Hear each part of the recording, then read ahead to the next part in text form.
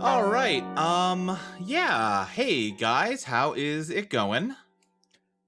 Not great, man. I'm gonna be honest. I mean, we won, but Okay. Yeah. I mean, okay, well, you're the Threadspinner. How do you think we did? Is this a good outcome? I thought Oh, wait, things you're were new. going pretty good, but we did kind of have a staff meeting, I guess you'd call it, and I guess they're not too happy with how things have been going. With like anybody really. It honestly sounds like it's another Threadspinner mostly who's in trouble, but they're kind of cracking down on everybody as a result. Okay. So, boy. I don't know. I thought things were going pretty well. You guys explored all the evil secrets of like the astrologer mages and like had a big climactic showdown. I thought that all went pretty good, but I did get a lot of notes from my guild master that like, oh, we didn't really do enough to explore the political intrigue of my lore. We didn't do enough to like really show and not tell the way that it's like really opulent and drains like the good fortune out of people. Really just kind of we had the capybara postal service. If that is not the sign of a decadent society, I mean, yeah. I guess they that mostly seems whimsical and not like sinister. and oysters. Everyone knows oysters is a sign for nobility. So we're kind of hitting at it. What is with you and the oyster thing, man? Like, What are you talking about? What Everyone the hell? knows it's a classic symbol of nobility. I don't know what they teach you at wizard school, but where I'm from, nobility is like griffins and dragons and shit. I don't think you can get further away from that than oysters. They don't even do anything. Okay, well, you know what? You're fine. I've got two members of the aristocracy here with me, right? Correct? Both of you? Not No, you first. in a way. Okay, then you would know better than me. Cannot emphasize enough, I was excluded from the aristocracy.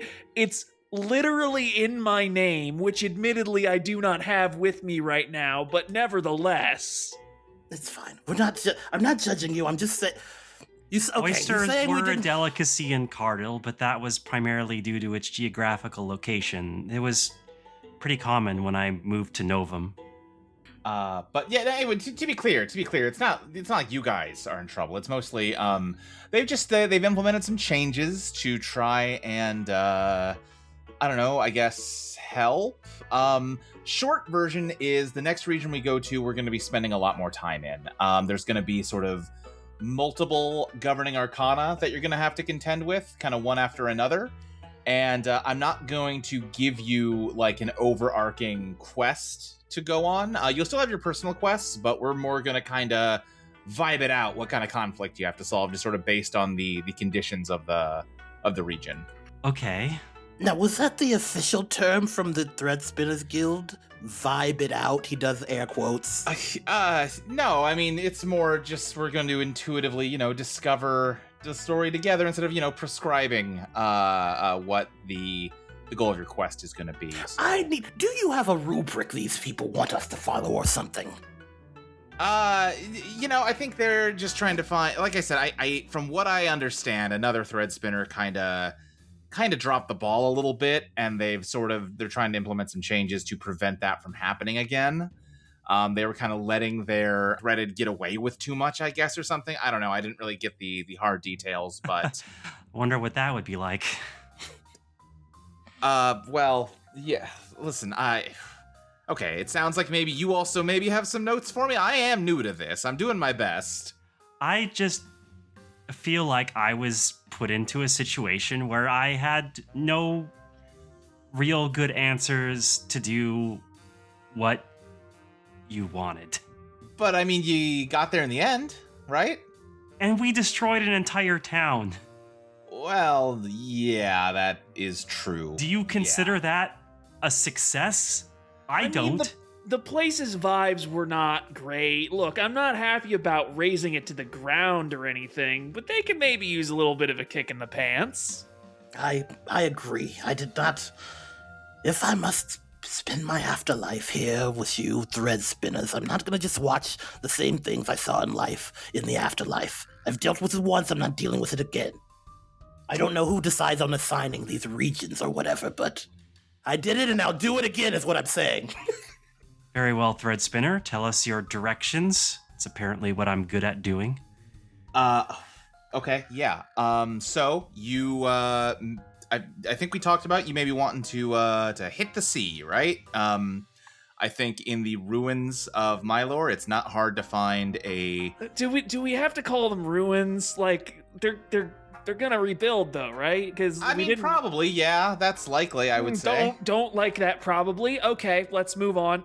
Yeah, but yeah, it's not hard to find a boat with no owner around to claim it. It's nothing, you need to find something small enough that 3 people can man it comfortably, which does also mean, small enough that it might be a little cramped, but, it's seaworthy. Who among you has some experience with, sailing? I do. Okay, fantastic. Then you can kind of take the lead here as you head out from the bay into open water. And you leave Mylor in the... in your rear view as you spend the day traveling out into the sea and reach a point at nightfall when you can rest for the night. And we can do, not a literal campfire scene, but, you can rest on the boat. And, whose turn would it be to answer a campfire question? We've done Thistle. Who was it? Violet that went last time? Hang on. What's up? Isn't it your turn? Oh, I don't take a turn. I have not had a campfire scene yet. What do you mean you don't take a turn? Look, I know that you're the boss or whatever, but you're part of this, right? Yeah, I mean, but I'm not there with you. I mean, it just seems a little... we're bearing our souls to you and whatnot. Just seems... I feel like we could stand to get a little out of you. Well, okay. I am hearing your note, and we will... I guess I will send that up the chain, but for now, at least, yeah, that's not really how it works. But yeah, Violet, it's your turn? Yes, I believe so. Okay. Choose a question off of your pattern to answer. Well, I suppose I will answer, how did your god conscript you? I was kind of reminded of it from the sailing, honestly. After Cardell fell and I was forced into exile, I wandered a lot. It was difficult to find somewhere where I felt like I was supposed to be there. I would take odd jobs where I could find them, but I rarely stayed in one place for too long. I just wasn't really sure what direction to take my life. And then on the road, I met a man named David, a priest of the Coiling Vine. There weren't many churches of Magnolia in Cardell and the surrounding regions at the time. It was a niche religion on my continent. But we would occasionally get followers traveling, doing a little proselytizing, but mostly being commissioned by nobles and kings. As it so happened, David needed a guide, and I was able to provide that, as well as some protection along the road. I may struggle to fight against wizards, but I'm more than capable of fending off bandits. We traveled for a while, and as I got to know him better, we talked about Magnolia and what she had done for him, who he used to be. He was not always David, and he found himself in that church. And one night, I suppose our conversations with each other were like chipping away at a dam, and my past just came flooding out of it.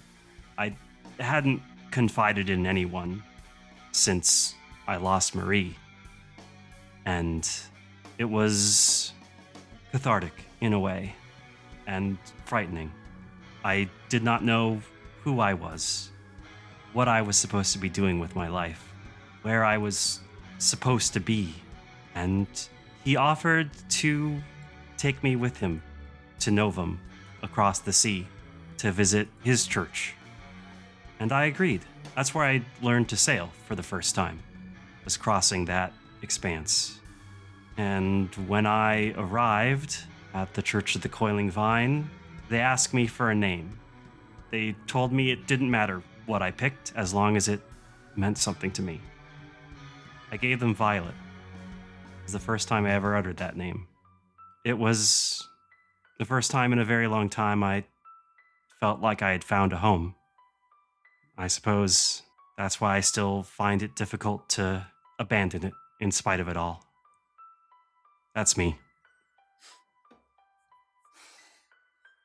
Violet, thank you for sharing that. When I knew you were of the Coiling Vine, I assumed it had been of faith from childhood, unquestioned. I did not know. Thanks for sharing. Yes, well, thank you for listening, I suppose. Violet, as you all settle into sleep, like I said, it's pretty cramped quarters. You fit in here, but like, it's not made for comfort. It's made to be kind of the minimum viable ship that 3 people could man. So you're all kind of bunked up together. Violet, I think resonating in your mind, you can hear the voice of Lady Magnolia once again, much clearer and more articulated than you have previously, other than the last time you heard her voice. And you hear, Dear Violet, stars burn bright, but they eventually burn out. Except for me, of course. And I think that if you have your goal in mind, you should stay true to it. So don't worry about the constellation. Worry about shining bright yourself, kid. And then once again, you have the sensation of lips pressed against your cheek. That is very strange. I've never felt that before now. Is it a good thing? Would you like to make another prayer to Magnolia? I suppose that will remove all of my soul thread, but... I mean, it is the start of... Oh, wait. Yeah, it's the sun, man. We're at the beginning of a day. I'll let you just do it for free because it's fun. Okay. When you want to make prayers for more directed information, I might, charge you for it. But if we're just opening a communication that you're not going to get for a week, okay, that's not really the spirit of the move anyway. So I think it's fine. Sure. Okay. Let me think what I would want to ask her in this moment. What makes you happiest? Okay. You feel no response for now, but perhaps you will in the future. Great. I love delayed gratification. You have all completed a region, so that means... Well, you've completed... Sorry, let me use the new terminology here. You've overcome a governing arcana, and that means that you all get a new action from your pattern. Oh, right. Oh, shit. Yeah, no, I forgot about that. I forgot to do that. If you don't have one locked and loaded, when we take a break in a bit here, you can always add it then. I have one and I have questions, Luke. Okay, by all means, Xalatan, what do you got? Magic Refinement. You may spend 10 soul thread to permanently increase the charge of a single spell's power line. Last episode, I got an item. The Starlight that said, You one charge this magical component can be used to cast spells that burn hot as starlight. Yes. So if I took Magic Refinement, would I be able to use it on that item since it's technically a expendable and not a spell? I'm gonna say yes because I think the way we handle artifacts is a little in flux right now. It's something that needs revisited, and we've just had more important things, so we haven't done it yet. But I'm going to make the ruling yes, although I will also point out that because we are going into a sun region and your stats are getting nerfed, you won't have 10 soul thread till you're done with this region. Oh my lord, that's true. Oh. So it might be worth, since you can't use it till you've beaten this arcana anyway, you may as well wait for it. Okay, and my second question would be, okay, so then with recharge, you may spend Yeah. 2 soul thread to add 1 charge to a spell in your inventory. Yeah. Would I still be able to use that on the liquid? I would say Starlight? yes. So the difference there is that magic refinement would be that you can spend 10 and now every day you start with 2. Mhm. Recharge, you can spend 2 at any time to get a charge on it. Okay. So it's kind of like upfront investment, like over a long enough timeline, magic refinement will pay for itself, whereas recharge, you're constantly putting thread into it, you know? And these numbers, I'm reading now, they maybe need tweaked, but that's the basic concept. Okay. Well, now that we talked about it, I'm actually going to pick a third thing. The need Great. to understand, once a day when you observe a spell being cast, you can draw with desire to it how it works. Let's just do that, since both of those may need looking at. That's fair. So yeah, deciding on need to understand. All right, the need to understand. I'm taking the law fears me. When you look into the eyes of a servant or enforcer of the law, you may spend 5 presence thread to learn all truths of the name they are currently presenting. Okay. I am going to take my goddess's advice, and I've taken a hero's burden. When you commit your god's most abhorred sin in the name of the greater good, take damage, then search the fate deck or discard pile for your resonant card and set it aside. The next time you take an action, you may play your resonant card instead of drawing. Love it. Ooh. That's badass. Hey, yeah. Now we're fucking talking. Yeah. All right. Then yes, you all drift off to sleep. If you're not used to, sleeping on a boat, perhaps the constant motion is a little unsettling, but you get to sleep eventually, and the 3 of you all share the same dream of a man in heavy plate armor covered in small spines and the skinned head of a boar over his face. He is sitting on like a wooden throne. He's sort of sitting forward just on the edge of it because the swords driven through his chest kind of drive out the back, and that is the furthest back he can sit on this seat. He just says, seemingly maybe to you, maybe to himself, it's hard to say, I cannot count how many people have begged me for mercy over the campaigns I've waged.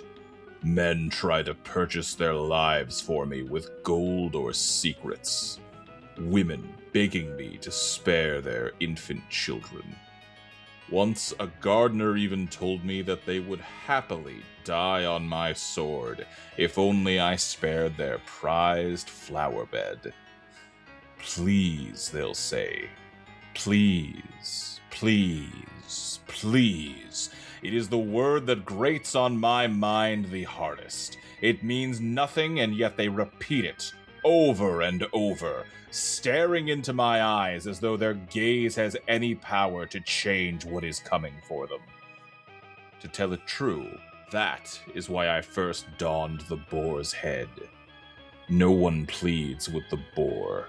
The boar makes no distinction between a sobbing please and the screeching of a gored fawn. It charges through everything that blocks its path. It takes what it wants, and it mows down anything that tries to stop it. Of course, it was foolishness to think that I might be granted that power just by wearing a boar's head. They still try to meet my gaze through the eye holes, still plead for their lives as everything they've known lies in ruin around them, as though anything might deter me from completing the task I have nearly finished.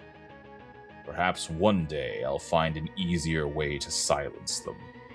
For now, a swift stroke of the blade suffices. And that vision fades from your mind's eye, and you awaken out on the open ocean in the middle of your new region, the Coqueral Sea. As a reminder, this region is governed by the Sun Arcana. Allow me to read what that says. The key to your quest has rendered the climate of this land unbearable.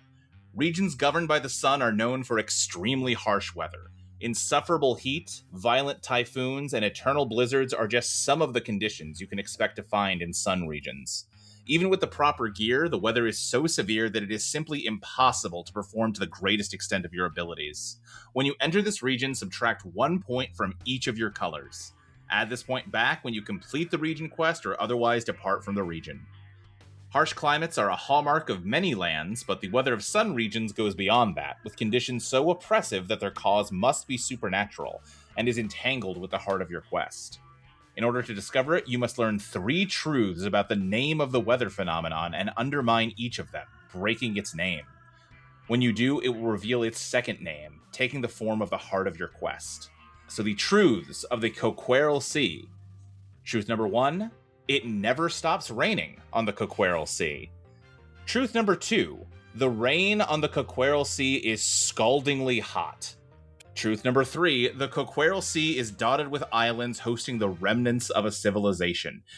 So as you awaken, if you step outside, you can hear rain pelting the floorboards above you of the deck. And if you step out, any exposed skin you have is just immediately scalded by raindrops. Oh, this is bad. My, Cord, you certainly know how to treat a woman well. I'm just trying to live up to the card. This is rough. Yeah, I've got some region questions for you. Violet, widespread congregation. When you first arrive in a region, I will declare whether the people that live here are generally reverent, indifferent, or hostile to your god. The people that used to live here were reverent to Lady Magnolia, and the islands are dotted with shrines and churches of various sizes honoring her. The stone is one of the few things that holds up well under the constant boiling rain. If you can find any survivors hiding anywhere, they would be reverent to her as well, but most of the people you're liable to see are like you, travelers that are just trying to get through the area as quickly as they can, and therefore they're largely going to be indifferent. Xalatan, scholars respect. When arriving in a new region, the Threadspinner will tell you about the greatest discovery ever made by the people that live in the region. The lost people of the Coqueral Sea were humble and pious, and did not possess deep knowledge of science or magic. However, it is said that they had an incredible recipe for lobster soup. Ooh. Well, that's pleasant. Yeah. Thistle, temptation. When you first arrive in a region, I will reveal to you the most serious taboo among the people who live here, and I will keep count of how many times you break it. Speaking of that, last time, I don't think you stole anything while you were in Mylord, did you? I mean, I stole some knives and stuff at the end. I guess so. I think at that point, the notion of property rights were getting pretty flimsy as the whole city was coming down. She for sure. held It was some more books, looting. She held some books hostage. Does that count? That's close to counting. I wasn't taking them. Yeah. Vandalism is different. I can tell you that much. Okay. You also did, like... You know what? Yeah, you know what? Take damage for me, Thistle. Ah, motherfucker. I don't want the to look like I'm playing favorites between you and Violet, and I've been giving Violet a pretty hard time. All right, well, that takes me down to Warren. And, so the most serious taboo here, the people that once lived here were, of course, worshippers of Lady Magnolia, and therefore the greatest taboo in this region is that which the goddess Lady Magnolia abhors. Ugliness. These are, or were, beautiful islands on a beautiful ocean, and to mar them with ugliness of any kind is unacceptable. Of course, they're not around. There's not much civilization here these days, but the closest thing to a taboo among the people that are here would be doing anything to interfere with another ship attempting to cross the sea, since getting stranded here can be something approximating a death sentence even for Immortal Awoken. This storm is doing such constant damage that even if you're, immortal, it is destroying your body faster than it can regenerate. And if you get caught under the rain for too long, you can, functionally get stun locked under it. Horrifying. Uh-huh. I'm going to start us off in J10 here. Let me make sure I'm looking at the right... Now, but point of order for clarification. Are these ruins completely underwater, or...? No. They're more like abandoned. And the islands are kind of like dead, I think you can just see rolling, steam on the ocean. But yeah, there are islands around. What did you say was the third truth of the Coqueral Sea, by the way? The third truth of the Coqueral Sea, I think, is directly related to that question, which was the Coqueral Sea is dotted with islands hosting the remnants of a civilization. All right, well, the good news is we're probably not going to fuck that one up, so I don't think we need to worry about accidentally unmaking this place. Yeah. Yeah, probably not. Be a tricky one to unmake. Thistle, how about we start with you? Why don't you tell me what's in square J10 with your ship out on the ocean here? Oh boy. Okay. Well, coins is definitely out. Let me remind myself what wands. Wands is like spirituality and magic. Seems as a good place to start as any, considering what we've established thus far. Okay. The King of Wands. So as many words as you want, you must introduce an NPC whose presence is felt here, literally or otherwise. All right. Well, I think the location is a sort of absurdly vast cathedral, right? Like large enough that even though it's sunken into the sea and only like the uppermost parts of it are protruding from the waves, its roof and spires alone sort of serve as an artificial island in their own right. Okay. And yeah, whose presence do you feel here? So does it have to be you said it's not necessarily somebody who's tangibly around, right? Correct. Yeah. Someone whose influence is felt here is also acceptable. Violet, this is maybe a weird question, but I get the sense that you were living sort of a monastic / martial order kind of life. What was the clerical structure? Or I guess what is the clerical structure of Lady Magnolia's whole shebang? Iris is currently reacting to that with terror because I haven't really thought about it that hard. That's fine. Just say whatever sounds good, and that's what's true now. Yeah, I think. What is the bureaucracy under? Yeah, so like when I was kind of like conceiving of like backstory stuff, I imagined that like there was kind of a priest class that maintained and ran the churches and temples and like schools, and so they would like train the new acolytes and kind of administer tests as well as like decide on various like rewards and punishments. I think they would also have a hand in like distributing commissions if a particular person wasn't specifically requested. Then there were the knights who were trained in martial prowess, like partially to defend the church, but also because they were the ones who would typically go out into the world and set up like new churches or take care of shrines or perform like works of creation and like commissions for various like people. I think they would also be trained mostly just so they could defend themselves while on the road. So would you say, broadly speaking, it's not necessarily something with a centralized authority so much as something more flat with sort of individual abbots and abbesses presiding over a given area and then those knights being trained under them? Yeah, I think that's pretty accurate. There's not like a pope, if you know. Yeah. In that case, I think the NPC in question would be Abbess Alessandra, who was probably the last actual religious authority in this area before, the civilization venerating Lady Magnolia kind of went kaput. A vast cathedral, largely sunken into the sea. Its roof and spires serve as an artificial island. Abbess Alessandra, the last religious authority in this area, kind of presided here. Then yeah, I think, as you're getting your bearings, like I said, there's sort of a heavy layer of steam rolling off of the very hot surface of the ocean as it's constantly getting pelted with this boiling rain. And I think your ship kind of lightly bumps into kind of the sloped roof of this cathedral. I think I'll do what I can to rope us off. Okay. So that our boat doesn't drift away. Yeah. And like, is there an entrance to the spire at all? Yeah, I think you can probably find like a window that you can climb through. Like the glass is kind of shattered. And I actually think as you approach it, there's a lot of like squawking. There's a bunch of gulls that are like huddled in here for shelter. They look like in bad shape. They're like emaciated. Some of them are like half dead. Their feathers are all mangled. They can't leave ever, and they just kind of survive off of whatever bugs happen to crawl in. Oh no. These poor birds. Are we gonna have to like do a roll to get out without getting burned by the acid rain of acid? Or should we just let's talk about real quick what you're doing for your own protection here, because Xalatan, you got a big old hat. I think that's gonna hold up at least for a little bit, although the boiling water will probably cause it to lose its shape over time.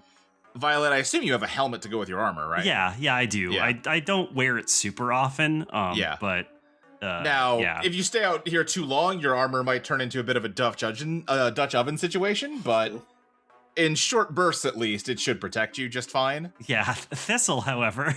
Thistle, what's your plan to not just get scalded to shit every time you go outside here? You got a lot of surface area. Complimentary.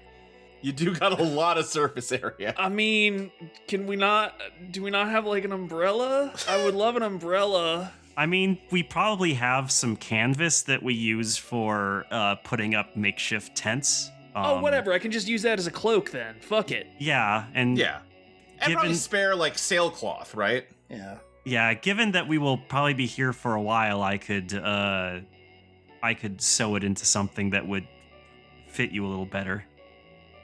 Yeah, sure. Probably be more convenient than just kind of... I think what I'm doing right now is just kind of holding it over my head the way that you maybe shield yourself with like a newspaper or a knapsack. Yeah.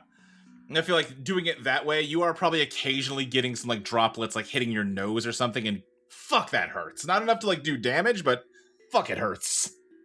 I mean, if this is a cathedral that's still standing, we might be able to find some information here. There might be documents about, the history of this place. Yeah, I think as you're approaching this window that you can see all these gulls through, they do immediately start like squawking very defensively at you. Like they're pretty desperate and pretty mangy, and they're not gonna cotton well to you trying to like get in past them. I gotta have something. We gotta have something in the old tank. Let me look at my character sheet. Sorry. If y'all have an idea. No, yeah. Well, I mean, No, you first. Go ahead. Sorry, I was about to think like, well, we could just like give them food, but I don't have kindness to do that. Well, hey, I got great news. We can make them food. And I think Thistle's just going to start punching the shit out of these birds. What? Okay. Get the fuck out of the way. All right. No, stop punching the birds. Damn these beefs to hell. This'll give you a clash. So you have 2 wrath here, so you can spend up to 2 thread of wrath or 2 plus 5 of any color to draw 3. Are we working with a fresh deck? I forget what the deck We're with the fresh deck. is. Yeah. I'll do 1 wrath. Let's see what pops out. Let's Spend let it 1, ride. That is the Hierophant. You discover something. That's a neutral card on a clash, so Justice is going to be discarded from the top. And let's see here. So you discover something. And you're going to take damage off of this. So I think what you discover is that there are way more gulls packed into this spire than you thought there were. And when they're hungry enough, gulls can be real sons of bitches. I think you go charging in, and they just start, like, screeching and pecking at you. They are, like, taking true, like, bites out of your flesh. Your fresh meat, which is something they have not had in possibly centuries, and they are going to town on you. And you're, like, bashing some of them in, but there's so many of them, Thistle. Do I want to resist this? I don't have a lot of thread to work with, is the thing. Well, Xalatan sounded like he was cooking something up. Okay, I got an idea. I got kind of be a big idea. Wait, gotta pause. 1 moment. Oh, now I do damage them because it's a neutral. Yeah. And we do discard the top card of the Fate deck. Which was Justice, yeah. Okay. Yeah, fuck it. I think I'll burn some thread. I'll burn 4 Composure, 4 Presence, 2 Wrath. That's 10, right? Yes. Oh, right. Whoops. No, you know what? I'm going down to cracked. Fuck that. Yeah, the thing is, we only have 20 thread now. I only got 20 thread now. Xalatan's got an idea. Yeah, what do you got, Xalatan? First of all, I'm going to change my raft to presence for no reason. Just Okay. feel more presence than raft these days. Okay, yeah, you're allowed to update your stats when you start a new region. Mm-hmm. It's still 0, but okay. Yeah. All right. So here's my thing. As a master of wind and shadow, part of being in charge of wind is, these birds are all up in the wind. They're kind of the job of someone that masters wind to, like, take care of birds. So I want to come here. I think this may be kindness or presence, but just kind of like magically assure these, I am also a friend of the wind, my friend, my feathered friends, and I am here to help. Yeah, that absolutely sounds like kindness to me, Xalatan. So that's going to be 5 thread. You know what? Actually, I think you're trying to commune with these birds on like a deep spiritual level. I think this might be soul, actually. Okay, I'll take it. And that's better for you, yeah. Yes. So you can spend 1 soul to draw 1. I'm going to take the 1 soul to draw 1. Okay, that is the High Priestess. The supernatural moves through you. We love to see it, folks. Yeah. It kind of matches exactly what you're doing as you... Can I sing a song and they start landing on me like I'm a Disney princess?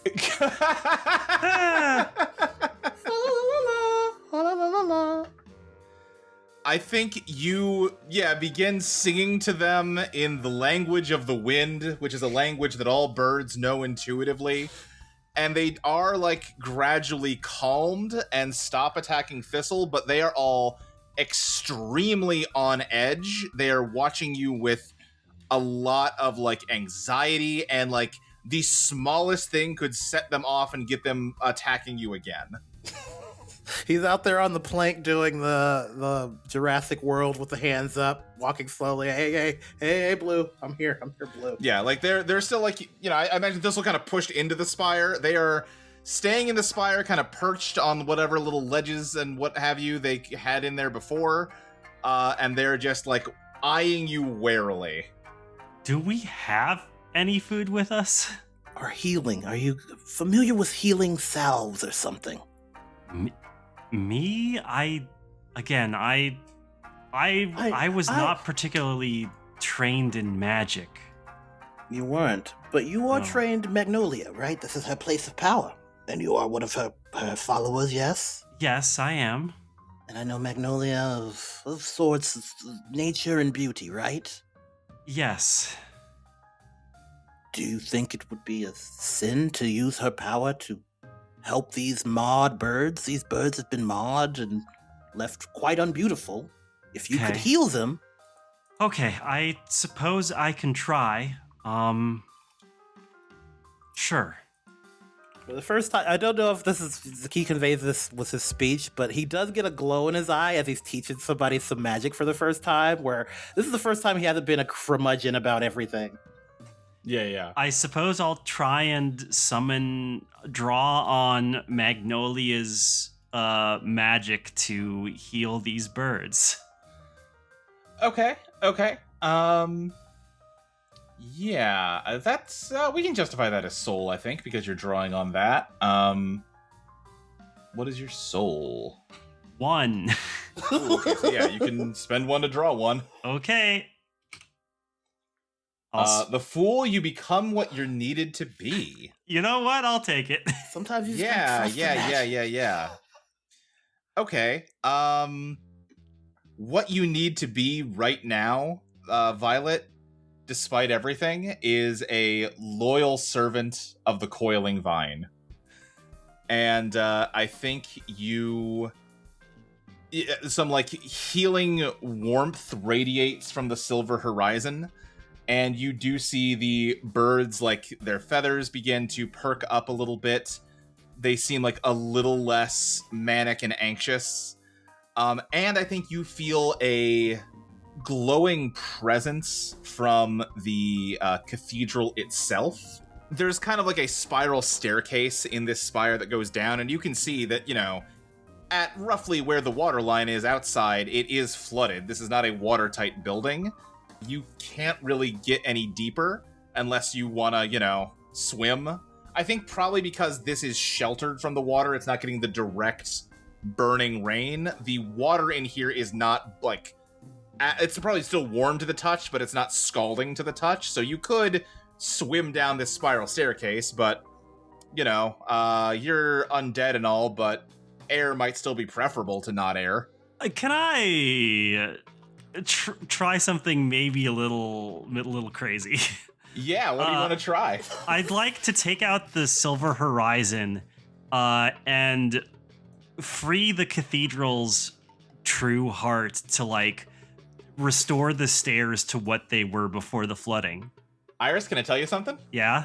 This is exactly what I was trying to prompt you to do. Yay! I'd like to do a Moses parting the water. Then I like think if Moses had a cool ass sword instead. Yeah, I think invoke with soul here. Okay. All right, so that's going to be another 1 down from soul. Putting me at 3 of 5. That is the hermit. Your actions isolate you. Okay. Yeah, talk to me a little bit more about what this looks like. I kind of imagine it as Violet drawing the edge of the blade against the water's surface, and as she does so, it splits in the middle and pushes to the side, like creating a path down. Okay, yeah, I think the stone itself kind of glows as you do this, and it happens like as you're describing, except Xalatan and Thistle, you're watching Violet do this, and nothing is happening.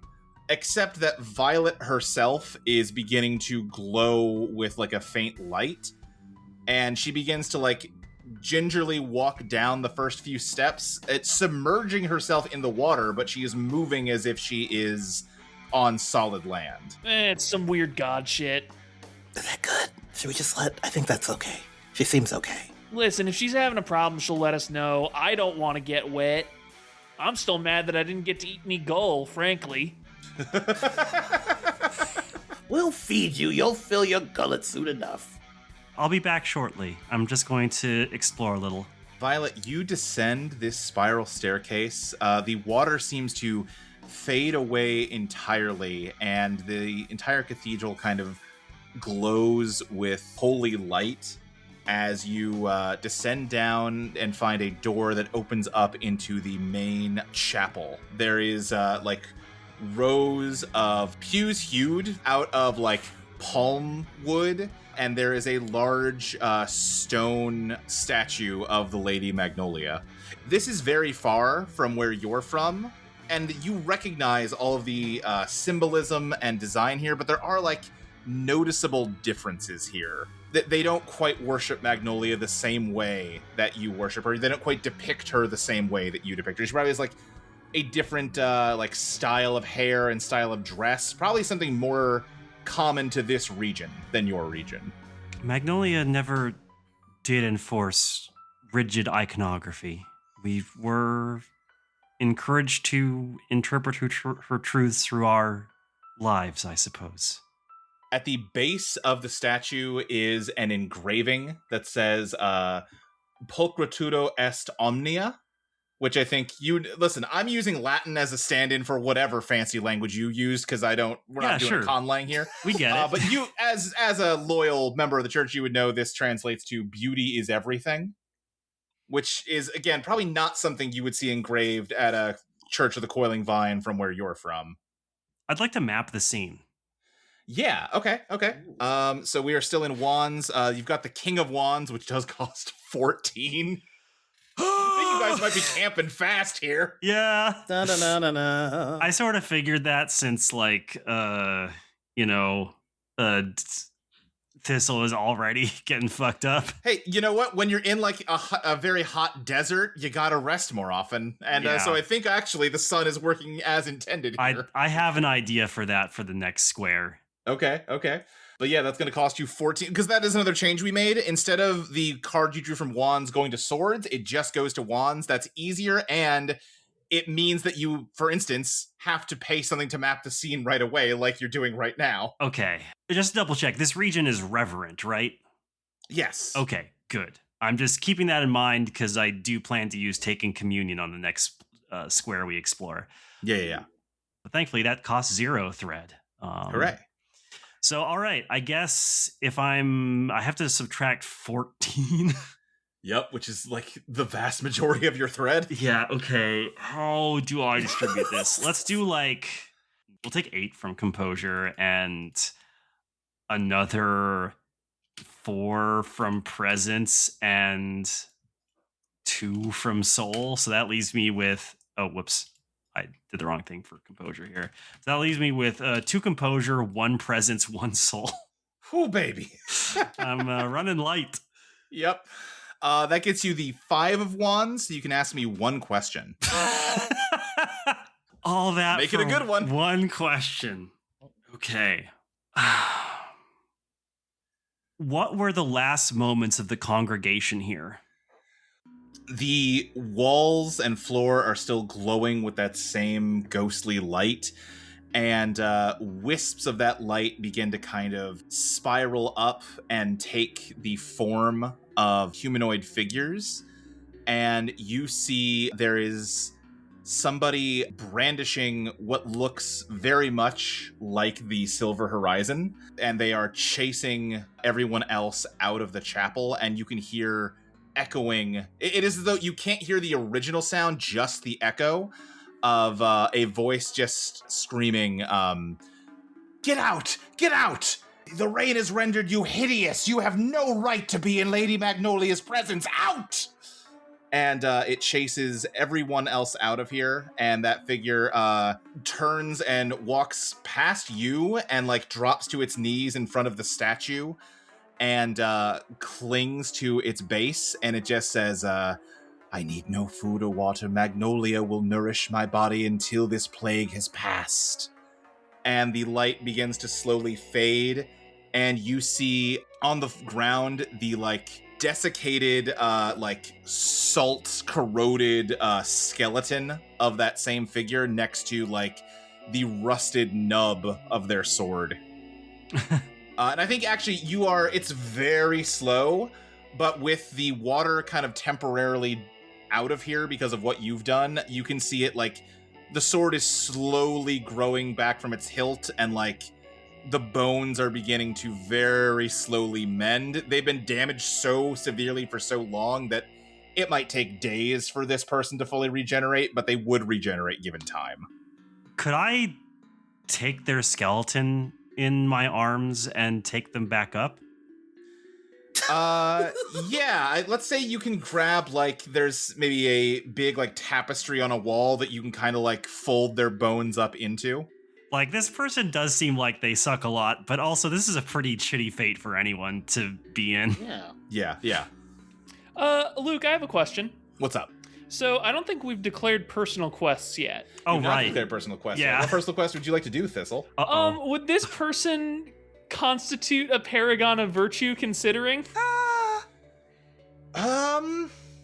I think they would constitute a paragon of the virtues of this culture, yeah. All right, that's fantastic, because I don't think the other ones are speaking to me right now, but I would love to utterly corrupt a paragon of virtue. Okay. Why don't we go around the horn real quick? Yeah, Violet, what personal quest do you want to tackle for this arcana? Oh, that is a fantastic question. I don't think there are names of gods worshipped in this region other than my own. Doesn't seem like it. So I think the best one would be, would there be anyone to convert, though? Also, I mean, you might be able to find people. You know? I suppose so. So I guess it would be a worthwhile task to establish a new church here. Yeah. One that is maybe protected from the rain, that would give shelter as well as spiritual guidance. So, okay, yeah, sure. I'll establish a church to your god in the region and convert a people to it. Okay, that sounds good to me. Yeah, and something, I think you've almost certainly picked up on this, but the sin I said Magnolia abhors here is not the one that you're bound to punish, right? Yes. Yeah, it is. It is perhaps you are a Catholic who has found a Lutheran region, you know? Yeah, I've found some folks where even I'm like, that seems pretty dogmatic. I don't know about that. Right. Okay, yeah, I'll make that my personal quest. Okay, Xalatan, what personal quest do you want? I'm torn. Before I found out what this region was, I was like, I got a cute idea for discover a vital clue about your life work. It would be really cute and sweet. However, there is a bad storm here. If I could get a powerful font of magic and destroy all evidence of its existence, maybe this storm is being caused by a font of magic, and if I take it, I can stop the storm. That does seem like a likely thing to be true, yeah. Okay, you say the next region will also be on the ocean, pretty much? Yeah, we're gonna stay in this region. You're going to defeat the Sun Arcana, and a new Arcana will govern it, and the region will change to accommodate that. Okay. I think in that case, I will hold off discovering a vital clue about your life's work and choosing claim a powerful font of magic and destroy all evidence of its existence. Okay. Okay, yeah, I guess I come back up the spiral staircase holding a skeleton in a in a like rug or something. Right, yeah. Ooh, skeleton. I'm going to take the sword though, just in case he wakes up angry. Oh, I don't know if you were just gonna leave the sword. I want to take the sword, I think. Okay, sure. Free sword. Come on now. Yeah. Look, it might be important. Mm-hmm. Okay, yeah. You've got the rusted hilt of a sword. That, again, like, from what you could see from the vision, it's the same, like, style of sword as yours. Interesting. Another potentially chosen by Magnolia. Yes, I knew you had it in you. I knew you had the magic in you. You just gotta break out of some of your dogmatic thinking. And, it's amazing what you can discover. And speaking of discovery, I want to use the need to understand. Once per day when you observe a spell being cast, you may draw with desire to intuit how it works. Violet just cast a spell to allow her to navigate through the water, so... Yes, I agree. Beautiful. So you're drawing with desire? Yeah, I got 2 of those. Okay, so spend 2 desire. Oh, man. Of course, as soon as I draw with a stat with more than 1. The Magician and Judgment. Okay, well... I'll take a magician then. You achieve the impossible. Yeah, Xalatan, what can I tell you? Because I feel like the way you would understand this is not how Violet would understand it, right? You're gonna come at this from a completely different angle. Because how Violet understands this is that her sword can unlock the true nature of anything that it cuts. And I think, yeah, you can see that what the sword can do, it does not pierce, at least, actually, let me ask you this, Violet. Can you just use your sword as a sword, or is this all it does? I technically can, but I try to avoid it. That's fine. When Violet is engaged with using the sword's magic, it does not pierce flesh or anything material at all. Instead, it cuts open the seal holding back the, stored mana within an object and unleashes it in a big, wave that can sometimes bring out the memories contained in the target. It can sometimes, sort of cast whatever spell was in the target's heart, usually to, make it its more powerful self, its idealized self for a time. But that is kind of your understanding of the magical mechanics of this sword, Xalatan. Okay. It can, it almost imagine they have, a balloon full of mana inside of them, and the sword can pop it and unleash all that mana all at once. Okay. Well, would I be able, on a positive card, that Threadspinner will grant you a level 0 piece of equipment with the power line that reflects the spell you observed with 1 charge? I love this dynamic where Xalatan is mentoring Violet with the intent of stealing knowledge from her. Yeah. We're all just trying to learn out here. Okay, then yes, I think the spell, let me come up with the line, I'll put it in the Discord chat here. What's a good like name for the spell based on the Silver Horizon? Let's say what's a less valuable metal than silver? The bronze. I was gonna say like because I want to work in the wind and shadow. I was thinking like the Silver Sunset. That works. Listen. The Bronze Sunset. Yeah. Bronze Sunset. Okay, yeah. And charge 1, right? Yes. Yeah. This spell can unleash the magic potential of the target it's cast on. We might zhuzh up that wording later, but that's the basic idea. I'm down. Beautiful. And with that, yeah. Y'all have been like standing. I imagine you maybe even went back in the ship to get inside because it sucks out here. But Violet reemerges with a sack of bones and a rusted hilt of a sword. Cool bones. This person was the last one to see the congregation here. I believe they have a particularly dogmatic view of Magnolia's teachings, but I think they may be able to provide more information on what happened here, though it will take time for them to regenerate. All right, well, is there much we can do in the meantime? Xalatan, you're a weatherman, right? You know, storms. Yes, indeed, I am a weatherman of sorts, I suppose. What do you want? What do you want from that? I don't know. What's the follow-up? I mean, we need to figure out what's up with the rain, right? We need to figure out its name and the truths thereof. I figured, I don't know, now that we have some shelter, maybe you could meteorologize.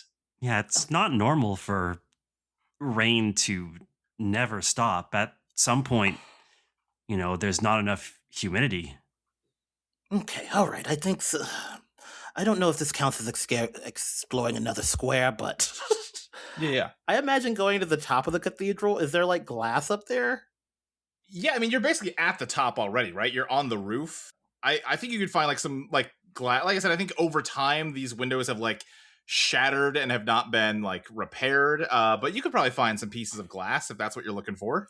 Yeah, I'm gonna see like whatever this is. It was able to endure this rain for maybe millennia. Yeah, he's gonna take that and I may guess study it.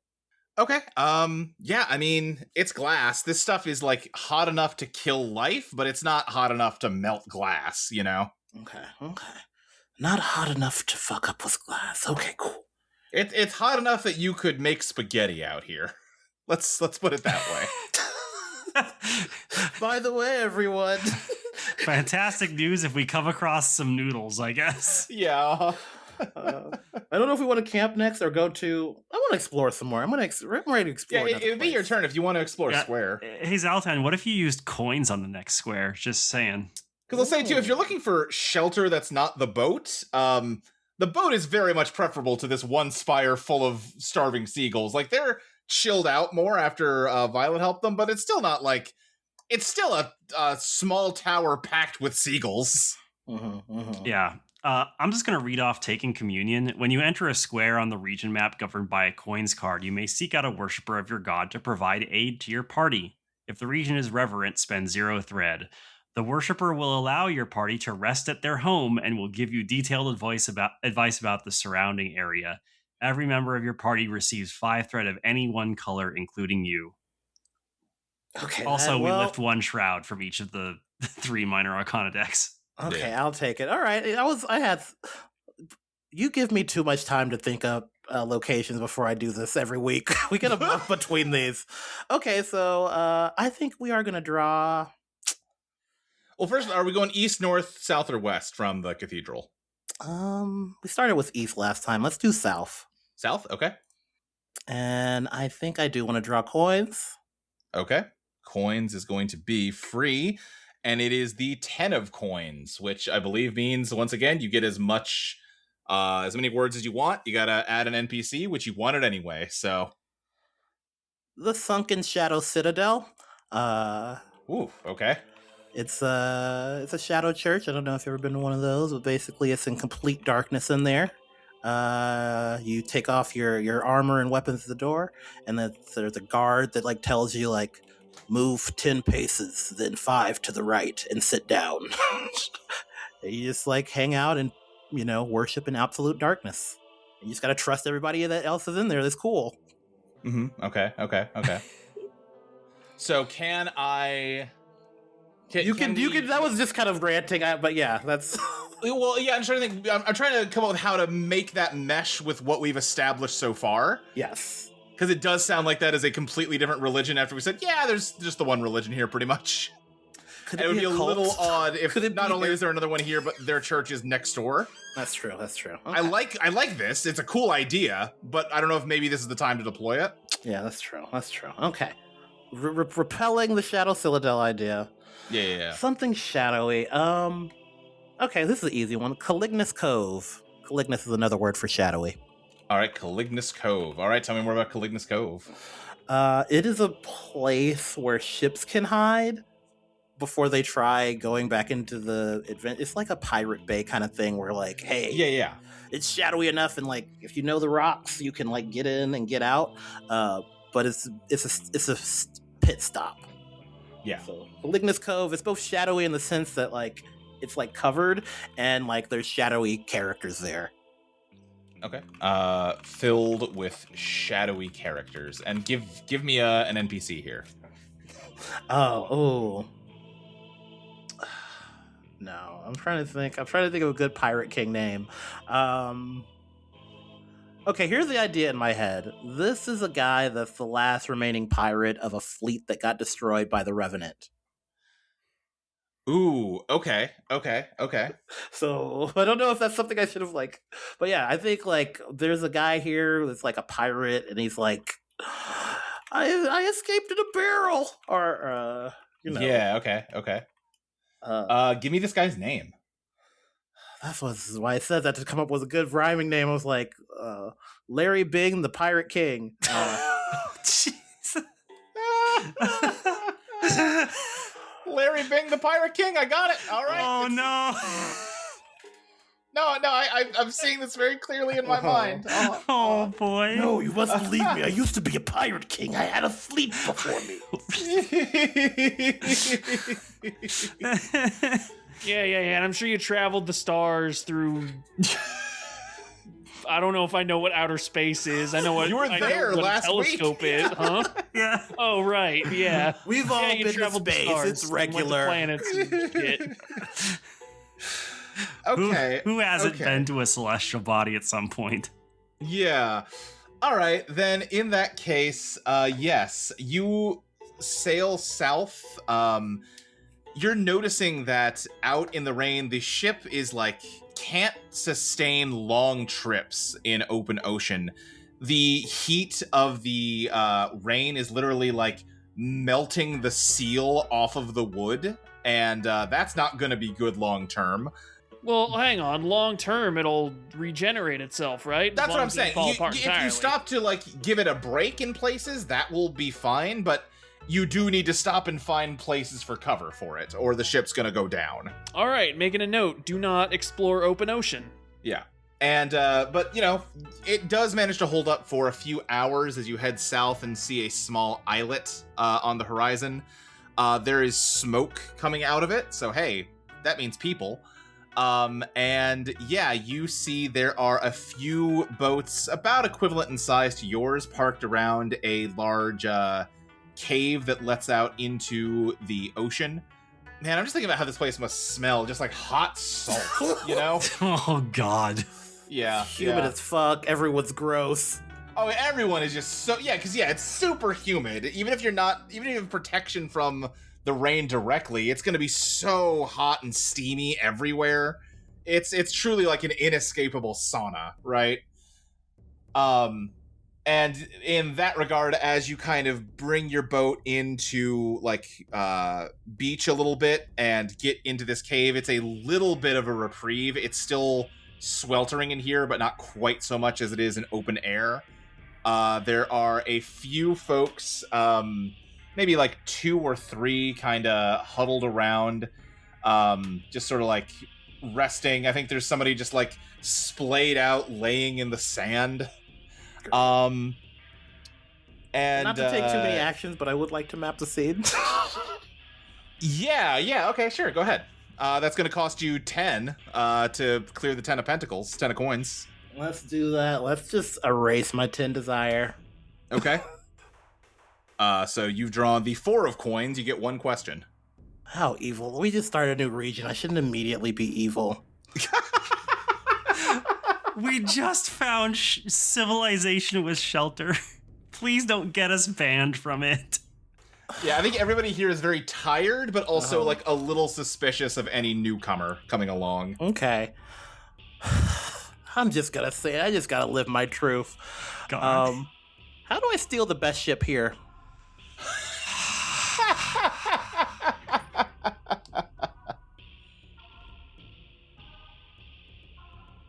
Hey, it's the ad break, the nice little breather in our show that we do before we put our characters back inside the pressure cooker, which I guess in this case is more literal than I could have possibly imagined.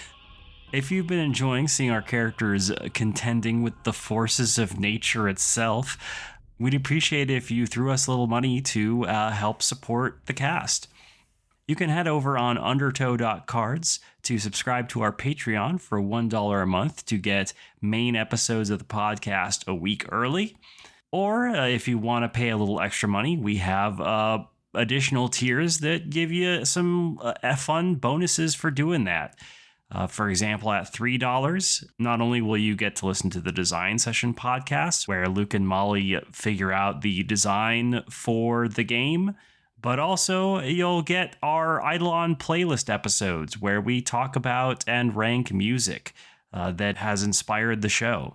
Also, you'll get GM notes for all the main podcast episodes. That includes all the mini-series. For $5 a month, you can access plain text versions of the current and older drafts of all of our games. That includes Threadspinner, Eidolon First Edition, and Eidolon Second Edition. And also, you'll get your name read out on the podcast. And then finally, for $10 a month, if you subscribe at that level, you'll get bonus episodes that we call the grab bag that can kind of be anything. I've done streams of myself going through all the Windows Toho games, not PC 98 yet, with my co-host Maxie. We've done media reviews for TV shows and movies. We've done a narrative improv comedy podcast called The Tower that I'm very proud of, that is about 2 wizards who are trying to renovate an old tower. There's a lot of cool stuff there that we're pretty proud of, and I think it's very worth it. If you're looking for a way to support us non-monetarily, we love it when people recommend the show to their friends and followers, share things they like about the episodes we've done, and rate us on, whatever podcatcher you use that allows ratings. Every bit of word of mouth helps because that's how we get new listeners. So next, I'd like to thank some of our very generous patrons who have subscribed at the level of $5 or more.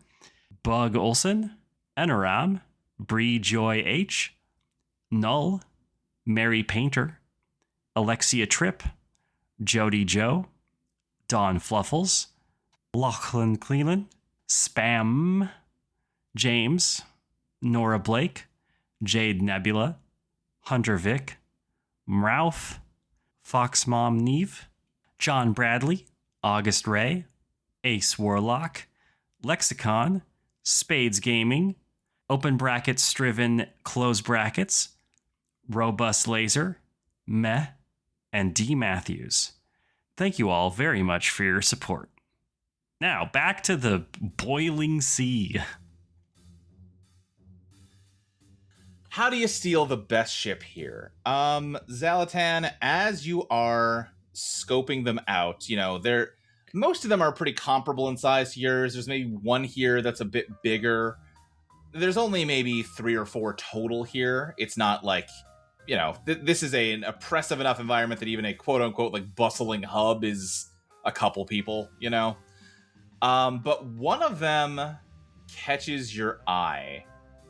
it has a large orange painted on the side. And looking at it closer, it's not a boat per se. It is like a caravan wagon that has been refitted to work as a makeshift boat. And Violet, you recognize that orange too because you painted it a few days ago. Oh, shit, it's the merchant. Yeah, it's that orange merchant you met back in Mylor. Hey, wait, no.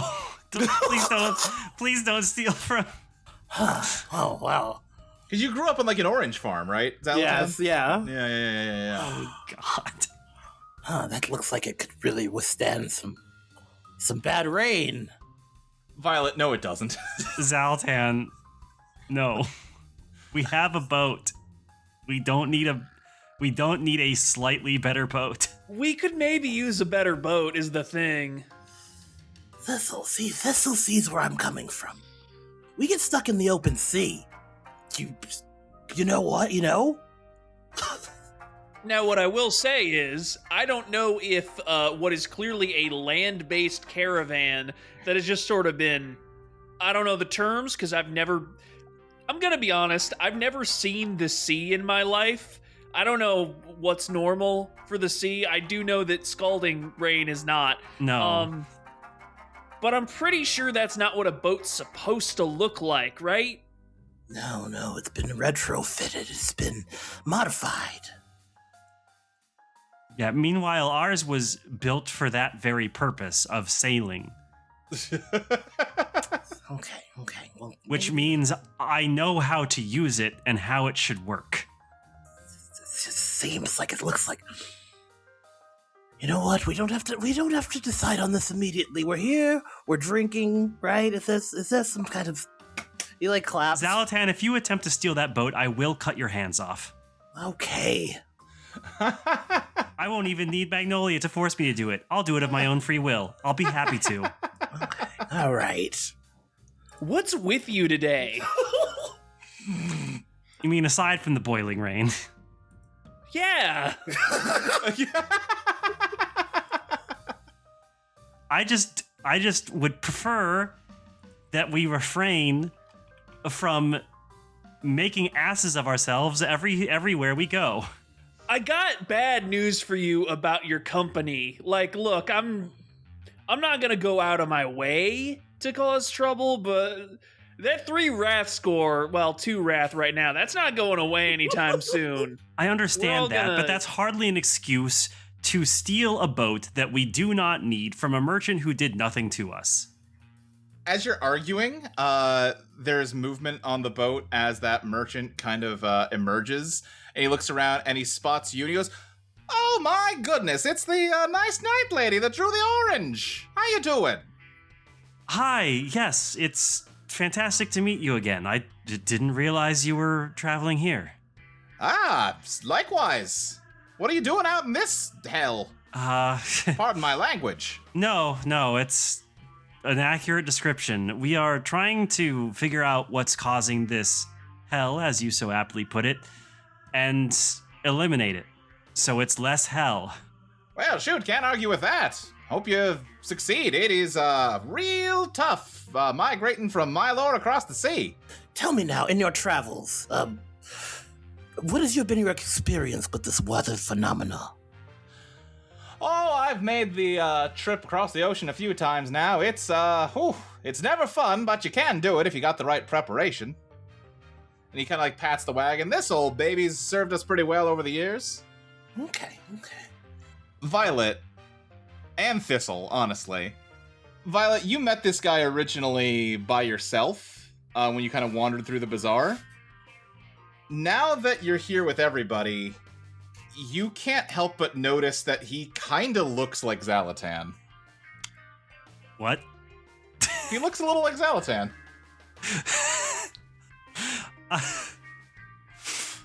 Huh. Excuse me, sir. I wasn't there for the orange thing. Why you got an orange on your boat? Ah, well, shoot, that's my business. I'm an orange merchant. You, And your friend there, I'm so sorry, I didn't get your name before. Me? No, what? I mean, I'll get yours too, but I was talking to the first one. The one that drew the orange. Me? Oh, my name is Violet. Ah, pleasure to meet you. Yeah, she offered to paint that nice orange after, my son. He painted it up before we left, but it got a little faded with all the travel and what have you. Has your family been in the orange business long? Oh, years and years. Oh, where are you originally from? Back in the dream. Xalatan, where are you originally from back in the dream? I think... What is the edges of Cardil? I think it's like coastal Cardil. I'm trying to think of a good place. Where do they glow oranges? Arizona and Florida. So it's somewhere between Arizona and Florida in temperament. What's the Florida of Cardil? Yes, basically. Okay, that explains a lot about Xalatan, actually. Yeah, nothing about it. What do you mean? Everyone is just ruthless and you're out for yourself. Obviously, is how the world works. Also, you hate communists. Of course. Yeah, what's a good name for that?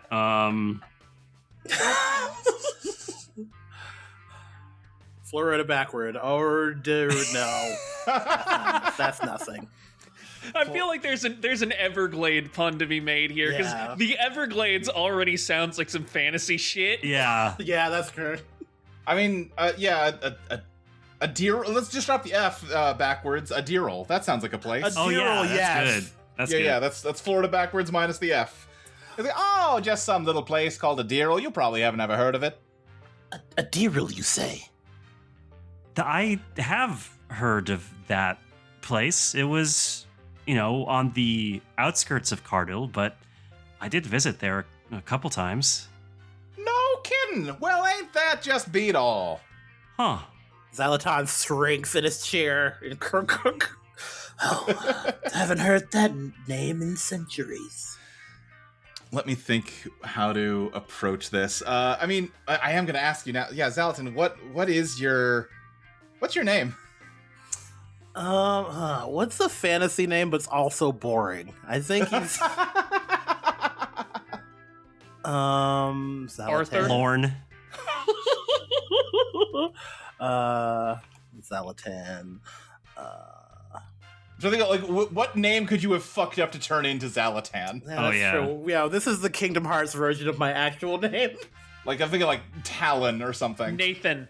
Oh, yeah, that's Nathan so good. Talon. Nathan Talon. Nathan Talon. Okay, yeah. Like Talin. Yeah. Okay. Oh, and you know what? I just realized. Oh, been terribly rude. I haven't introduced myself. My name is Rigby Talon. Talon, you say? Sure. Can I map the scene? How am I related to this motherfucker? Yeah. Xalatan, I'm not going to make you map the scene because that's your dad's name. Oh, Lord. Xalatan. Just to give like a cinematic vision of what Xalatan is doing. In Back to the Future where he's like hiding his face from his other version Yeah. of I mean, himself? you've got the big wide brimmed hat. You probably can't see your face that well. Haven't heard that name in years. He's saying while hiding his face. Yeah. Violet does a short bow and says, "It's a pleasure to meet you, Rigby." Hey, Nathan, are you done with those boxes? Get on up here. We've got some guests. I can't be here. I need to be. Can I get? He's like trying to escape and get back onto this ship. He's like, I can't. He moved his chair behind Thistle, so he's even more hidden. Hey, can I get some more oyster shots? Do they have that here? Probably not. I'd be surprised if there were any intact oysters here. Oh God, I just had a horrible. Oh no! No, not the oyster shot thing. What? I mean, I was always faintly aware this is a possibility, but now I'm being forced to confront it. Yeah, I think the door into the wagon kind of swings open, and what looks an awful lot like a young Xalatan walks out. I think Thistle's just gonna like say, "Excuse us for a second," and she's going to huddle up with Violet and Xalatan, and she's just gonna be like, "Okay, blanket policy. Anytime we see one of our past or alternate selves, we're all gonna be cool about it, okay?" I mean, I was planning on it, yes. I just want it, laid out so we're all on the same page. Sure. I think Violet smiles a little. Xalatan, he's got like a magic.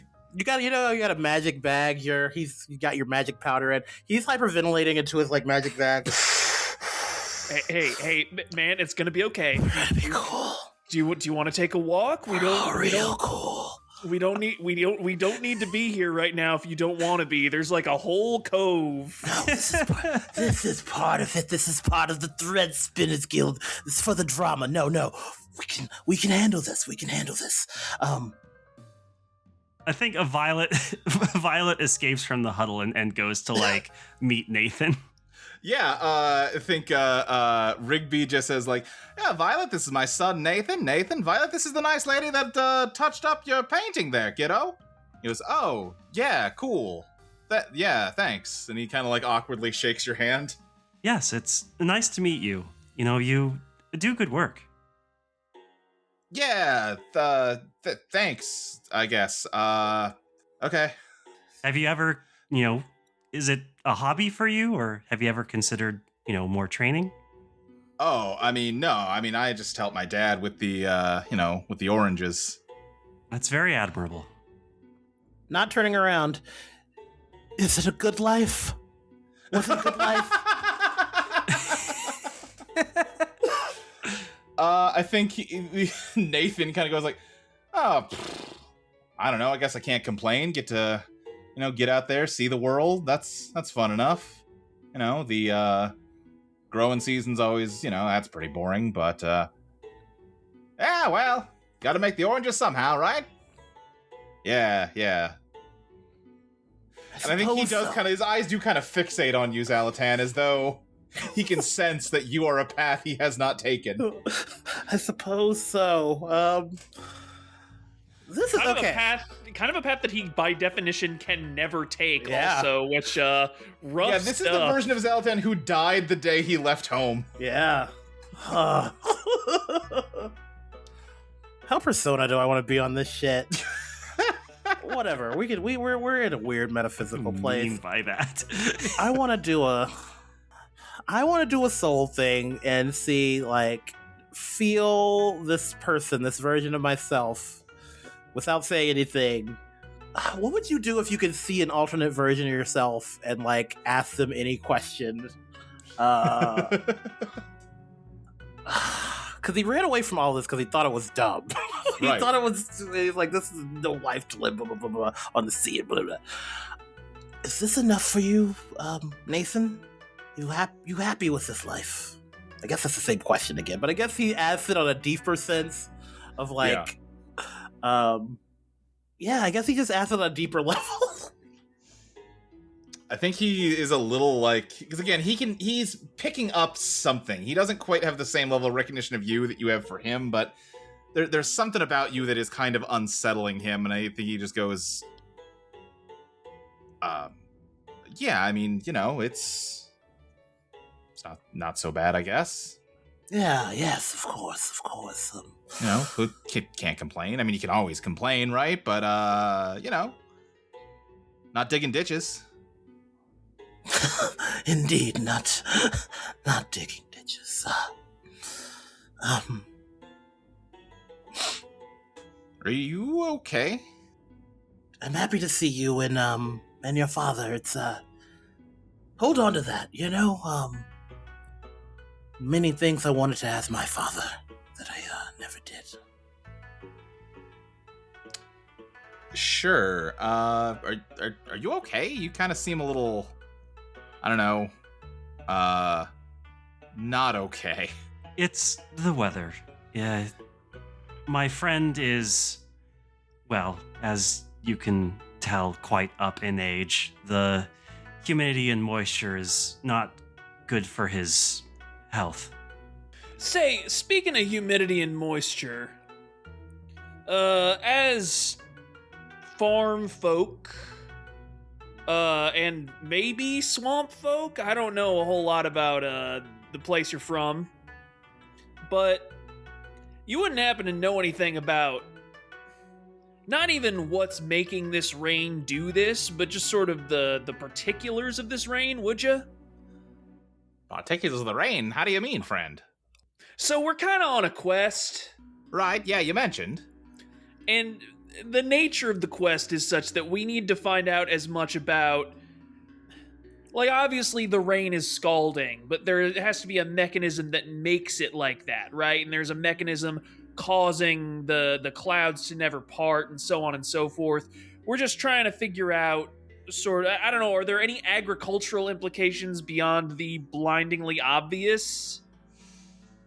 Agricultural I mean, I don't know if I've got much for you beyond that blindingly obvious. It's, most seedlings are not gonna fare too well in anything this hot. Even things from tropical environments, no, they can handle heat, but this is more than just heat, you know? Yeah. I gotta assume it's some kind of magic hoo-ha, but that's a bit beyond my ken. Out of character. Love that this guy's role so far is to not give us any useful information. His role so far is to give Xalatan an existential crisis. Yeah. It sucks I gotta steal from my dad. You don't gotta. If this guy had good information and knowledge, Xalatan might not have left home. Yeah. This guy's gotta be a little basic and boring. Yeah. Rigby, would you... we're looking for a place to stay the night. Are there any good shelters in here? Well, as far as I know, we've got the cove here, the beach. You can see there's some folks splayed out over there. There's some caves that go a little further in, but I'm certainly not willing to chance whatever's in there, but maybe you might. Yeah. We're a bit of adventurers. How do you feel about adventurers and wizards? Just if if your son took a different path and became a wizard, how would you feel about that? Dude, you gotta... That's completely normal to ask people that you find. Thistle's just like shaking her head. We don't want to take up too much of your time. You're clearly busy with your own errands. We'll leave you. We'll leave you for now, and we'll find some shelter for the night. It's good to meet you, and thank you for your kindness. Well, hey, I tell you what, why don't you all take an orange on the house, consider it payment for the sign, since I didn't really give you anything all that valuable last time. And he tosses out some oranges for you all to catch. And I think as he's doing that, you hear a voice coming like, "Hey, wait a second, I asked you for an orange before and you told me no."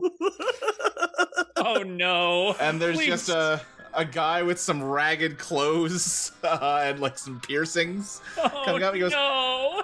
"All right, Bing, I told you once, I told you 1,000 times. Scram, skedaddle, get out of here." There's no way for a pirate king to be traded. Is this part of your crew? Oh, what? No. He's just a guy that's got oranges, and I ain't eaten anything in I don't know how long. I will peel my orange and split it in half. Oh, you're a lifesaver. And he just grabs it. He's like holding the half orange in both hands and just kind of munching into it, like not how you should eat an orange. Listen, you mooch, this guy and his kid are trying to make a living, and it's just because he's a soft-hearted dude doesn't mean you can walk all over him, buddy. I got my whole pirate fleet ransacked by the Golden Horde. Wait, the Golden Horde? Oh, so you heard of them, huh? Nobody else around here wants to believe me. Oh, we've heard of them, all right. Yeah, well, the whole fleet of solid gold ships rammed right into us, took no prisoners, I had to hide in a barrel. You don't get Bing the King of Pirates as easy as all that. Okay, no, different golden guys than I was thinking. Oh, wait, sorry, Golden 100, right? Mm-hmm. Sorry, I should have double-checked the name before I said it. To be clear, Thistle was just assuming that this guy heard it wrong. You know what? Also, let's. Yeah, I'm gonna stick with it. But also, she's like, I don't think they'd have boats. They might. I think I asked, like, what were their boats like? They were all like big, solid gold naval ships. They got cannons. They got big blades where the front should go. Oh, geez. You know, the front part. I'm a pirate king. I don't get involved in the details like that, but they just ram you and just rip your whole ship right apart, and then they shoot you with cannons. Oh, it was awful. Solid gold? That doesn't seem like it would be particularly durable. Seems like maybe the worst material to make a ship out of for like 8 different reasons, but what do I know? All right. I'm just Bing the Pirate King. All right, look, it's clearly anyone could tell you that they use magical gold, and I think it's like an alloy or something technically, but mostly it's magical. I just didn't know they had boats, because, last I saw them, they were very landlocked. I guess maybe things changed after I passed. I guess you adapt to where you are. Yeah, there's that too. I mean, how'd you get out here? I'll bet you were landlocked before you weren't. You know, you have a point. How long have you been here, Bing? Oh, I've only been here for about a day or two, but I had to ride in a barrel all the way across the ocean. Hang on, Oh, okay. Sorry, the barrel thing makes it make more sense. I hopped in a barrel and I floated away while I got that horrible I was cooked inside of it. I died so many times over. I mean, I guess I didn't die, but you know what I mean. I was a well-done turkey by the time I washed up here. I'll tell you that much for free. I can't believe Luke is making me deal with David Lynch right now.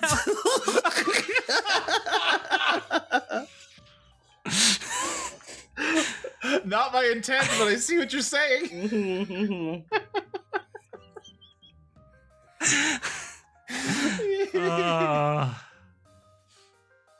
Okay. All right. This guy. All right. I can't let Bing know I'm transgender.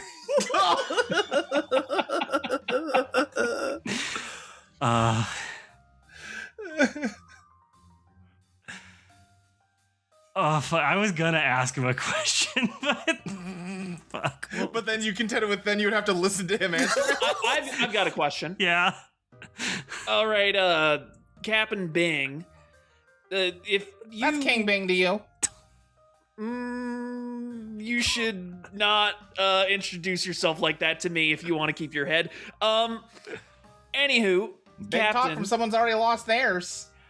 Ooh, God. She's far bigger than you are. The size of a king's not measured in his stature, it's in his kingdom. And my kingdom's the whole of the ocean. Yeah? Okay. Yeah. Excuse me 1 second. And Thistle's gonna go over to Rigby and Nathan and be like, so does anyone here actually like this guy? God, no, we can't stand him. All right, Thistle's gonna just like grab him by the neck and slam him against a rock. Let me think about how he responds to this. Let me think about this. I think from the instant you grab him, he just immediately starts going, stop it, get off of me, stop it, go, just let go of me, don't touch me, that's not okay, you can't just touch me. Okay, I drop him. Jesus, man, I don't know what that is. No, it's fine. It's translated from whatever language we're speaking. Yeah, it's localized. Sure. And he just goes, another foe beaten by King of Pirates Bing, and dusts himself off. Yeah, all right, my liege. If you've traveled the vastness of the sea, can you tell us anything about the surrounding islands or about wave patterns? I don't know, ocean. Also, hey, weird question. You encounter any celestial beings out there? Celestial beings? What the heck are you talking about? This guy's been having a little bit too much, I don't know, what, some kind of crazy fruit that makes you see things or something, am I right? Huh? I mean, probably, but also he is serious. Yes. Oh, well, no, I don't know nothing about celestial beings. As far as the waters go, for it being continually rainfall, the sea itself relatively placid. You can kind of get through it as long as you can endure the rain. I did notice that, actually. There weren't nearly as many waves as I thought there'd be. Yeah, not nearly as much wind as you'd expect from this kind of constant storm pattern either. So, actually, now that you mention it, is it just rain? Is there ever any thunder, lightning, Hail? water spouts? That's a good question. I think he says, no, it's just the rain, and it's just constant. Okay. This may be too big of an action, but is there like a place where like there's beach or there's open ocean I can walk into? Yeah, I mean, you're at you're still kind of near the mouth of the cove. The beach definitely extends around the outside of the cave. And I think the actual island itself, it's all dead and just barren stone. There's maybe some just husks of trees that used to be here. I think as soon as the Pirate King says the waters are mostly safe, my eyes roll back and I start wizard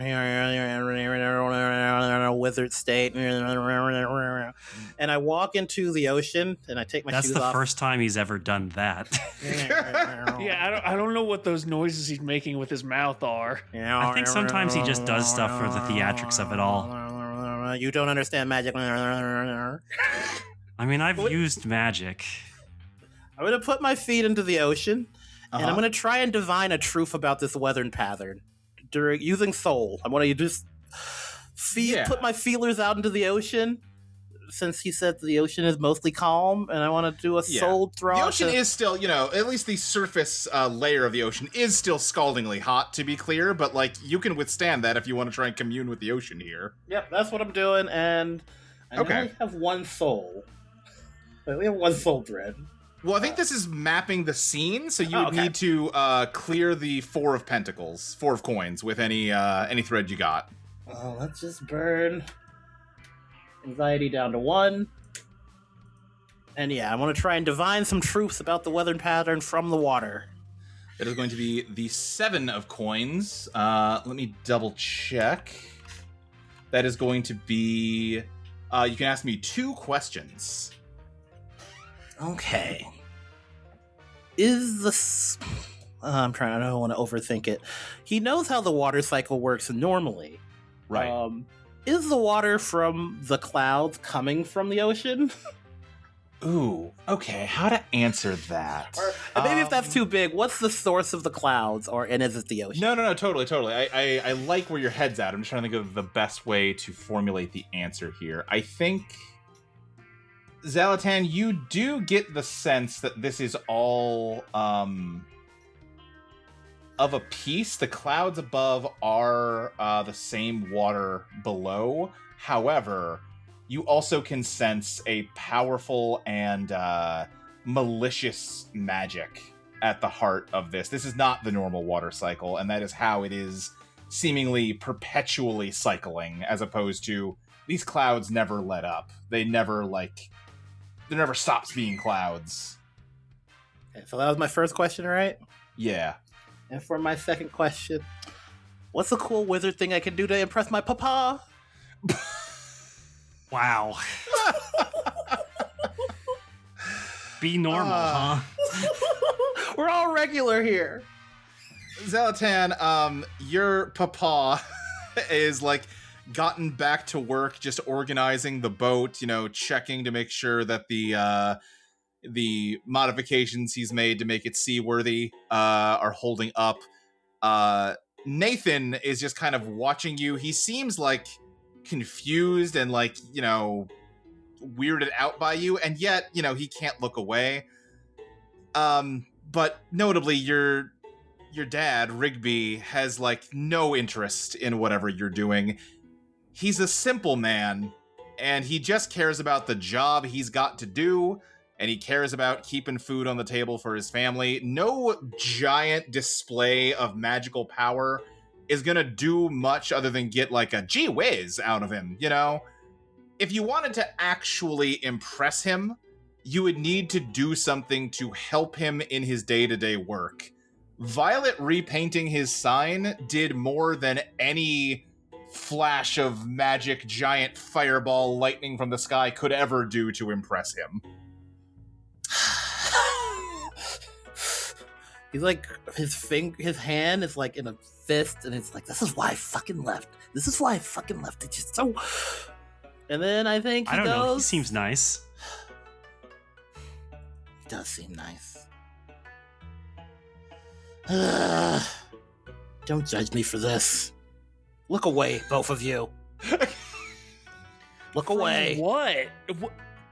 Look away. I feel like I've completely lost the thread. I go over and I say, don't make this something we'll regret. can I help you with your... Do you need any help with the repairs? Oh, shucks, that's real swell of you, but no, I think we've got a handle on it. You don't have to do any of that. I hit like a little bit of a tear in his eye. He's like, okay, I think you got the handle of it. Smooth sailing, smooth sailing, sir. Yeah, smooth sailing to you too, stranger. Okay, that didn't happen. I walk back to the table and that didn't happen. You didn't see any of this. Don't think about it. Thistle's head is literally on backwards. We didn't. You asked us not to. Yeah, I have no idea what you're talking about. I was too busy thinking of where we're going to rest for the night. Yes, good, logical. Next step. Yes, I actually have a feeling about those cave systems. I think it would be nice to have some privacy. Also, I never did get to use taking communion because we got distracted. That's very true. I think, what if there is someone in those caves? Yeah, Violet, I mean, if anyone here is a survivor from the peoples that lived here before, they probably wouldn't be out in this cove. This is a bunch of, like, travelers, you know? True. So, yes, perhaps those caves. Yeah, okay. So I guess we'll to go into the caves, we'll go further south. Okay, sure. And then I think we'll take our rest before we get distracted again. Yeah. Do the Coqueral Sea. All right. Yeah, so you can draw from... I guess you got to draw from coins again? Yes, I have to draw from coins. Okay, so that means you got to clear the 7 of coins. Now, would it be possible for me to use my thread to clear a veil for this? Yeah. Because I got a bunch of thread to burn. Well, I'll tell you what. I think no. However, if we want to just say this is part of the same square, I'm fine with that. I mean, also, I don't have to be the one to map it. That's true. It just activates when we enter and I can use it. So Thistle could be the one that maps the square. Yeah, let me map this sucker. Sure. Yeah. So you pass because you can't lift what you need to do. And Thistle, you're going to draw here. You need to spend 7 thread. Yeah, I'll just spend 7 wrath thread. That's fine. Okay, that gets you the 9 of coins. That's going to be 3 words. An art exhibit sounds appropriate, given Magnolia's domain. Okay. That's true. And we're in a cave. Something sculpture hall. Like, I'm picturing the stalagmites and stalactites of a limestone cave. Limestone sculpture hall. Ooh, Limestone sculpture hall. The stalagmites and stalactites of a limestone cave have been carved into intricate sculptures. Okay. I think King of Pirates Bing watches as you head under the caves and goes, well, they're goners. Am I right, guys? Guys, am I right, guys? Huh? Hey, don't ignore me. He's just like sidle up to someone else who's just sitting on the beach. We have created a terrible man. Who's we? I literally tried to strangle him. We're going to find out several regions down the road. He was the devil the whole time. God. And yeah, the sound of the cove kind of fades as you get deeper into the caves. I assume you have some kind of torch or something on you because it's very dark in here. And I have the Silver Horizon. That's true. That glows. The cave widens out into a large chamber, and you see, statues of like monsters and like various like frightening creatures. You get the sense these are meant to ward off people from getting in this far. Oh, very clever. Good construction, too. They're actually designed to do well with the natural light sources to create shadows. Okay. Yes, very thoughtfully considered. Hello, is anyone here? I think you don't hear an initial response, but if you want to use taking communion, now might be the time to do so. Yes, I would like to use taking communion. Okay, so you enter a square governed by coins. If the region is reverent, spend 0 thread. Okay. I'm trying to think if there's like a good call and response that members of the Coiling Vine would use. Yeah, because I think if they're just hearing hello, is anyone here, they're probably not going to respond because they are trying to not interact with people. So you might need to do something to coax them out here. Pulchritudo es omnia.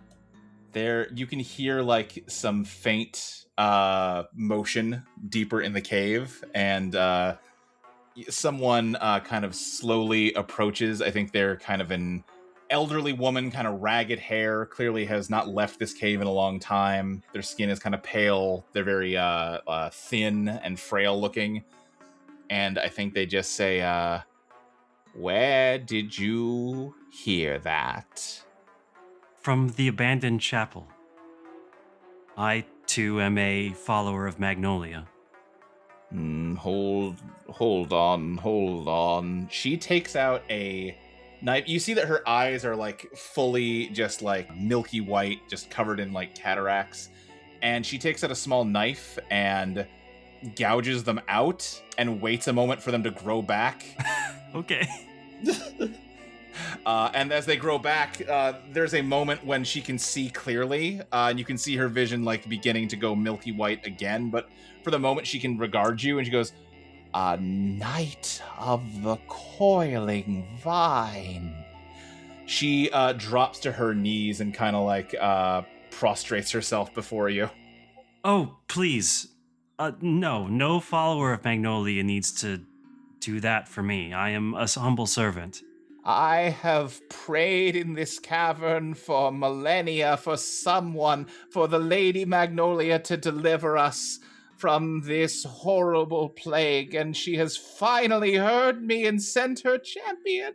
Absolutely. And are you going to keep those old eyes of yours?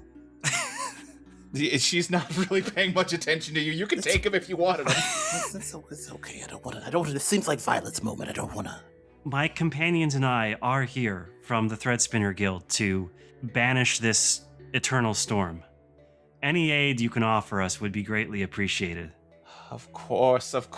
Yes, please come. I don't have much, but I will share everything I have with you. Oh, also, I did find a body of another knight who had been trapped in the flooded cathedral. Did you leave it on the boat, or do you have it with you? It's probably still in the boat. Yeah, that makes sense. It was, you must be referring to the abbess, of course. Of course, yes. Yes, they had a sword much like mine.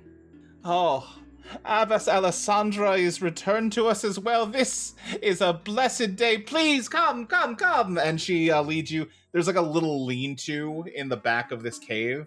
Yeah, I mean, I follow. Yeah, okay. Let me look at exactly what communion does for you.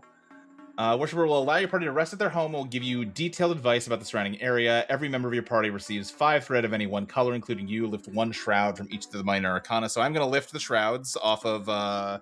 Which one do you not have, Violet? I do not have cups. Okay, that's fine. So wands and coins both get cleared. Hey, 0 shrouds as we approach what feels like the end of this session. Yay!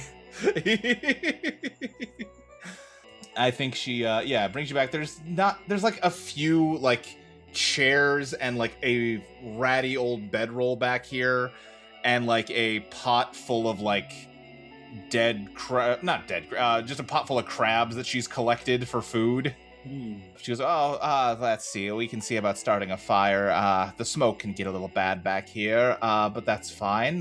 We can have it for a little while. Yes. Wow. What do you wish to know? I can help you in any way that I can, great knight. Well, I saw a little bit of the last moments of the cathedral.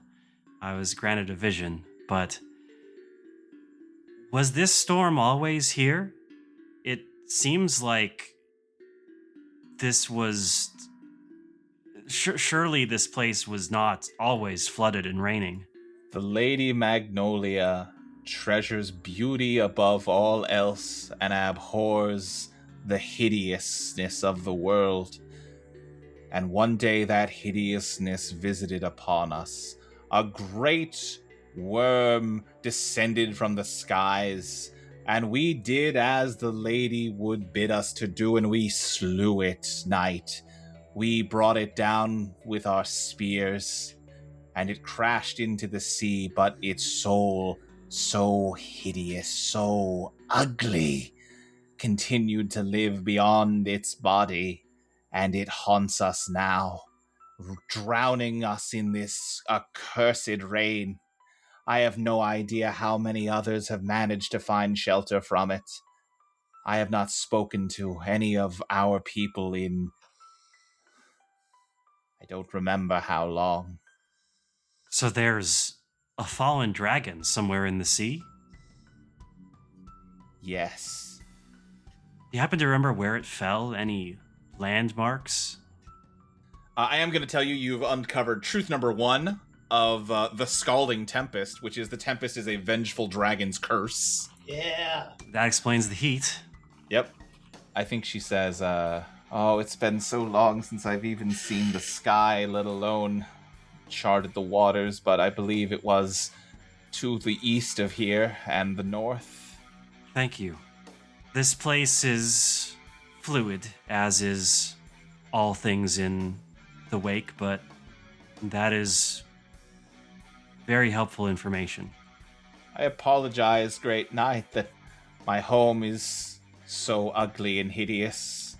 It is not a fitting place for a worshipper of Lady Magnolia, for a knight of Lady Magnolia to lie her head. Not at all. This place is perfect.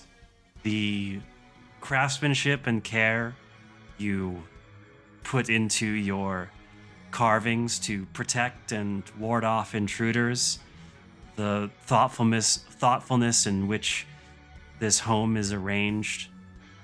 There is beauty here. Give me a... Ooh. How much thread you got? I have 4. Okay, well, I'm gonna I can take some damage. You could take damage to persuade her with kindness. I will. Alright, yeah. That takes me down to Warren, right? It does, yes.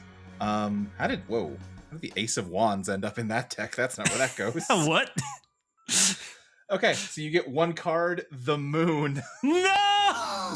The only positive card all session was Xalatan trying to figure out how to rip off your spell. Just think about how well we're gonna do next session. Why?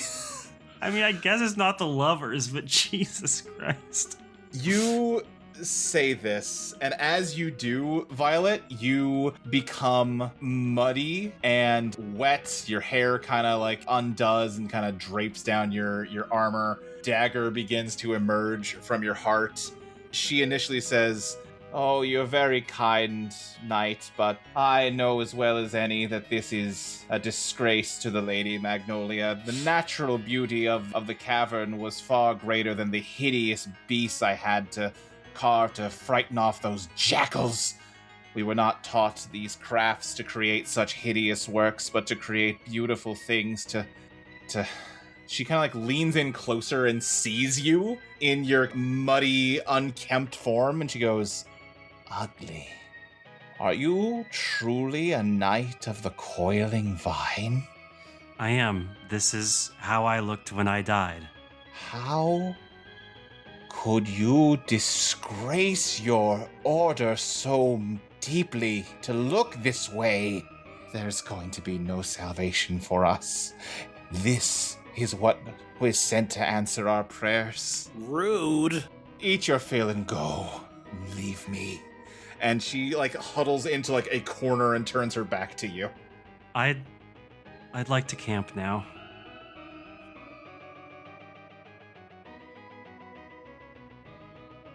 Drawn from the Undertow is produced by Audio Entropy.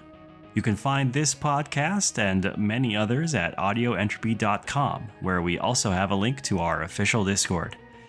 Threadspinner Flame will return on September 7th for Patreon subscribers and September 14th for everyone else. May Magnolia bless you.